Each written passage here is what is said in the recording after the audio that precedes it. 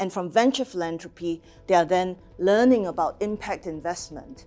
And so I do not see this topic to be stale, rather I see there to be a lot of energy coming from especially the next generation who are totally committed to this topic.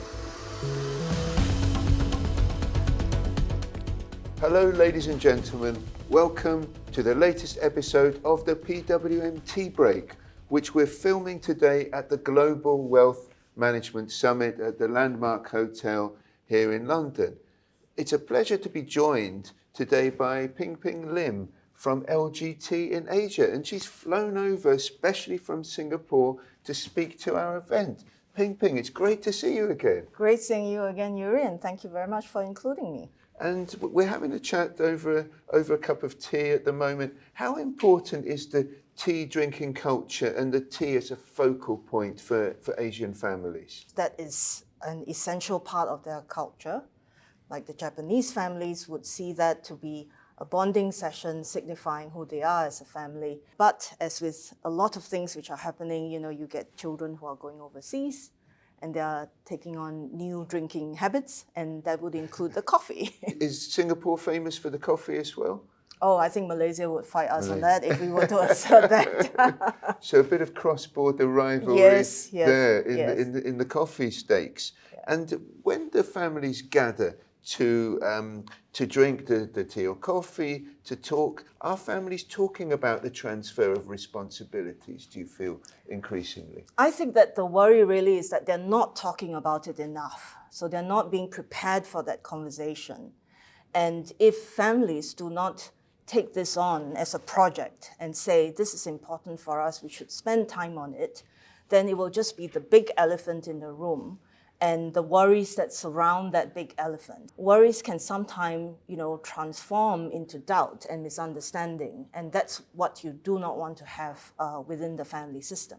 One of those that we're always writing about, and we've got a nice piece in the last few days, is climate change and sustainability. And our writer is saying there are a lot of pressures against sustainability, particularly coming from the US. But if we look at the figures, the amounts flowing into the sustainable strategies, they're not just holding up, they're increasing all the time. When you speak with the next generation, is the sustainability climate change topic still a very current one, Ping? They want to lean into what they believe in, and where that is manifesting is in the activities that they're participating in. So LGT, for example, held its climate conference in Sydney. The room was filled, and it was a multi-generational room as well.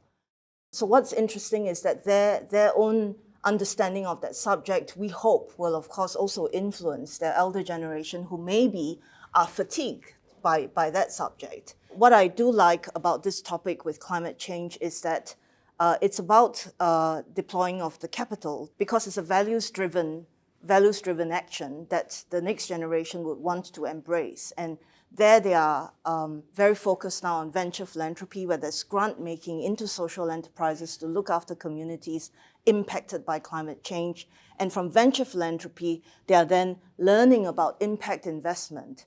And so I do not see this topic to be stale, rather I see there to be a lot of energy coming from especially the next generation who are totally committed to this topic. Now, of course, because we are dealing with multi-generational families, you will find that there would be the new generation who are enthusiastic about something, and they have to bring their founder generation along. And this is where they have to learn tools in communicating, that it's not just about them stating a fact, it's about them persuading another generation. And on this topic, I've got to say that, with longevity, and I'm coming to this summit the summit is covering the topic of retirement planning, but really it's also about families with generations who are living longer. So today you would have 3 generations sitting together. Now, if you recall, an earlier generation would probably only have 2. So I think for the first time, probably a family would not have the lived experience of navigating through 3 generations who are very much apart in terms of their own learning history, their own learning journey, affected of course by technology, the use of devices and so on. So more skills are needed here to bring now 3 generations together because they cannot rely on their shared experience within the family. And you work for LGT Ping Ping, which is a family-owned institution. There's been a lot of different generational transfers there over the years. When you speak to colleagues who work for the universal banks, who do everything, who want to be all things to all people, what differences do you hear about the culture in those type of institutions? This is my 20th year at LGT, and with the Liechtenstein princely family, who is the owner of the entire LGT group, the family who has had 900 years of wealth transfer experience, that's a long time, that's 26 generations.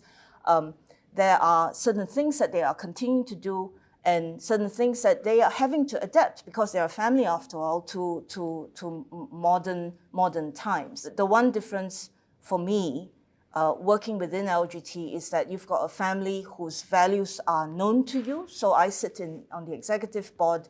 The shareholders' view, shall we say, is very clear. Long-term relationship, let's bring value to the clients, let's be partners to the clients. As well as the sustainability, one of the trends that Prince Max talked about, that he was singing it from the rooftops for many years, was about the alternative assets, the private markets.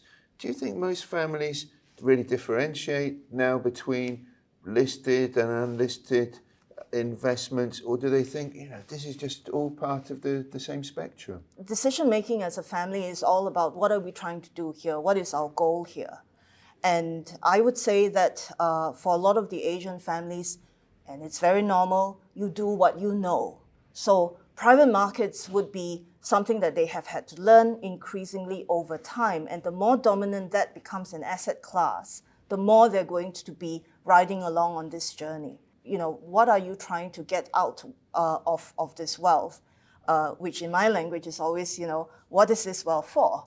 And if this wealth is really for the generation of income, which is to feed foundations and you need cash, then maybe you shouldn't be having a conversation about alternatives, maybe, right? And so this is the work that is needed by investment advisors to clients to really understand, yes, we have these assets now.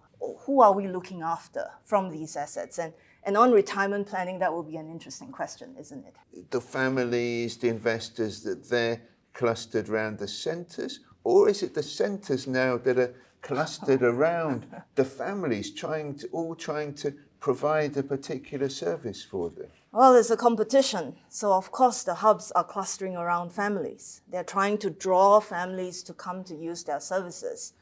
But I would say, the families aren't a passive passenger in this. They are also judiciously choosing how to spend their time, what to spend their time on. And so you could have conferences running in all of these locations, and it would be very interesting to say to the client, which conference did you choose to attend? Because that would probably show you that sort of strategic thinking that is now being applied to how am I using that wealth center, right? So I think it's both.